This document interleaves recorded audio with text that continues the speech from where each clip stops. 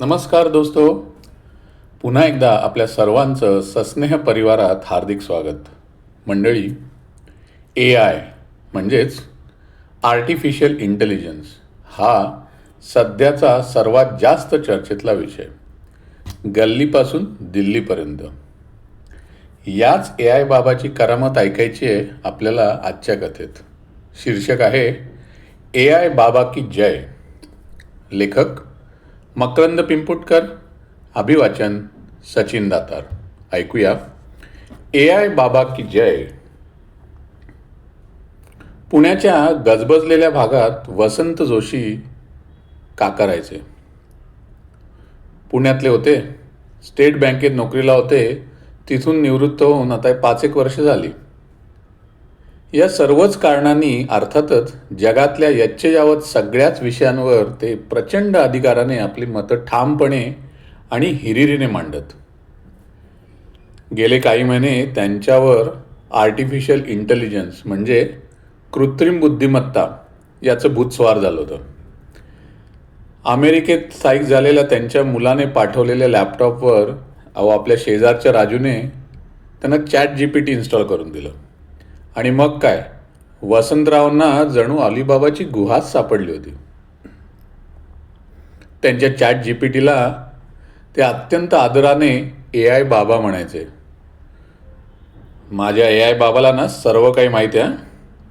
त्यांनी घोषणासुद्धा करून टाकली, राजकारणापासून लग्नाच्या गाठी जुळवण्यापर्यंत सर्व निर्णय माझा AI बाबा घेऊ शकतो. शेरो शायरीपासून योगासनं, डाएट सगळ्यात माहीर आहे माझा AI बाबा, काका असं सार्थ अभिमानाने सांगत होते. काकांच्या असंख्य स्थानिक व्हॉट्सअप ग्रुपमध्ये त्यांच्या या सर्व बढायांमुळे चांगलीच उत्सुकता निर्माण झाली होती. काकांनी सुद्धा अगदी उदार अंतःकरणाने त्यांच्या AI बाबाला रोजच्या सल्ल्यासाठी वापरण्याची खुलीच ऑफर दिली होती. आणि मग काय, लवकरच गोंधळ सुरूच झाला. पुण्यातल्या त्या तमिळ संगमच्या अय्यरांना एका कार्यक्रमासाठी गणपती बाप्पाची प्रतिमा हवी होती. त्याने आपल्या जोशी काकांना विनंती केली आणि काकांच्या AI बाबाने लगेच रिद्धी सहित सालंकृत बाप्पाचं चित्र तयार करून दिलं. अय्यरांचा मुलगा ते चित्र घेऊन गेला आणि अर्ध्या तासात तमिळ संगममधून संतप्त आवाजात अय्यरांचा फोन आला काकांना. ए वसंता, अरे ये कैसा गणपति का फोटो भेजा तुम? हमारे गणेश जी का राइट दांत टूटा हुआ रहता है. तुम वो मराठी लोग जैसा लेफ्ट दांत टूटा हुआ गणेश जी भेजा ना इधर. और वो उसका सूंड, अरे राइट में मुड़ा है. ऐसा राइट सूंड वाला गणेश जी कितना उग्र होता है, जानते नहीं हो क्या? और अरे यार, हमारे तमिलनाडु में गणपति बैचलर है, बैचलर. और ये तू इधर गणेश जी का 2 बीवियां दिखाए. तेरे AI बाबा ने ना पूरा वाट लगा दिया है वसंत इधर. वसंतरावांना क्षणभराची उसंत न घेऊ देता अय्यर त्याची भडास काढत होता.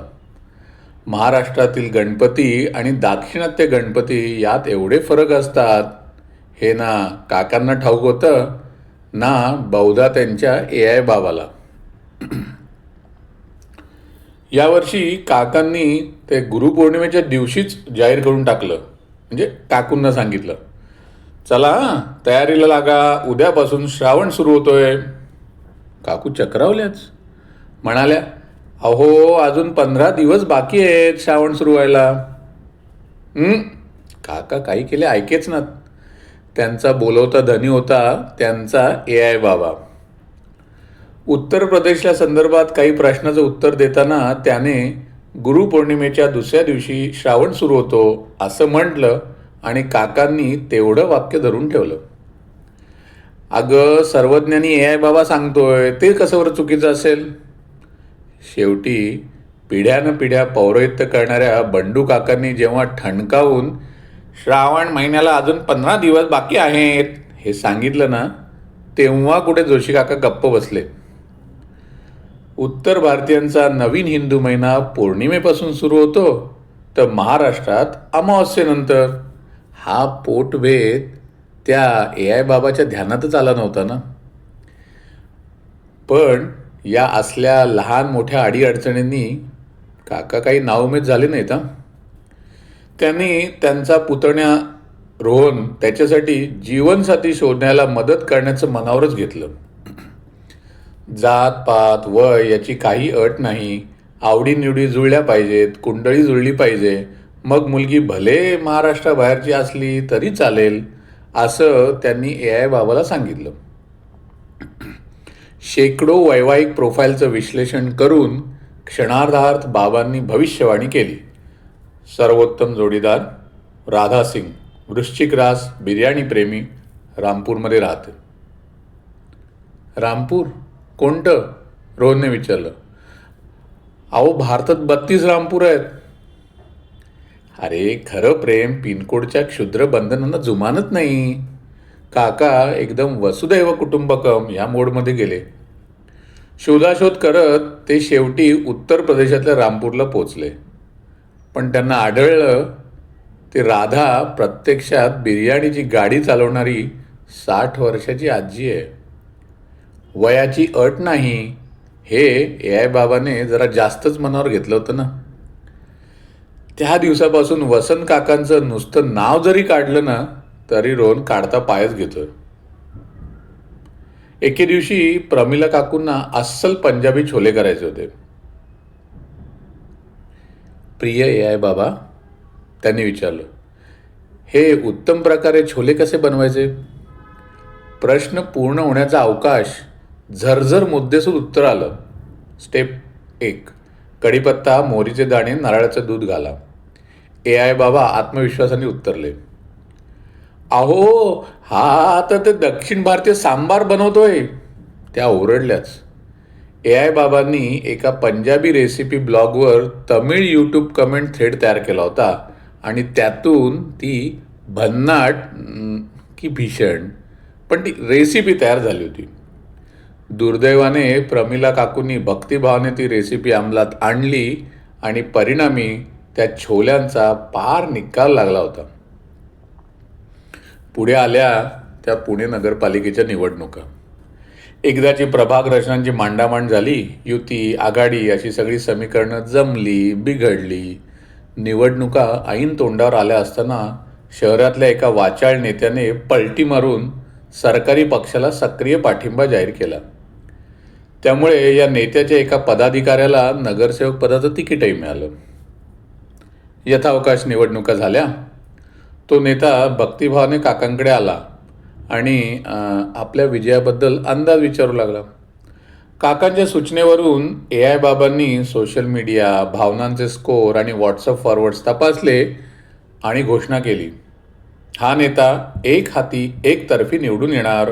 विरोधकांची अनामत रक्कमसुद्धा जप्त होणार.